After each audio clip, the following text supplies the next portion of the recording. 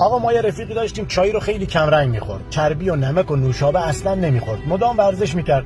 هر وقت ازش می‌پرسیدم چرا اینقدر به خودت سخت می‌گیری، بخور بابا، میگفت برای سلامتی بده و سکته میاره. اینقدر رعایت می‌کرد، اینقدر فکر سکته نکردن بود که تو 45 سالگی بر اثر سکته قلبی فوت کرد.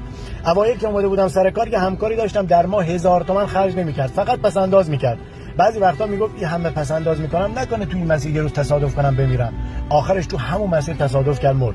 میگن چند سال پیش یه زندانی تو امریکا از زندان فرار میکنه، میره ایستگاه راه آهن، سوار یه واگن باری میشه، در واگن خودکار بسته میشه و قطار راه میفته. متوجه میشه که سوار فریزر قطار شده.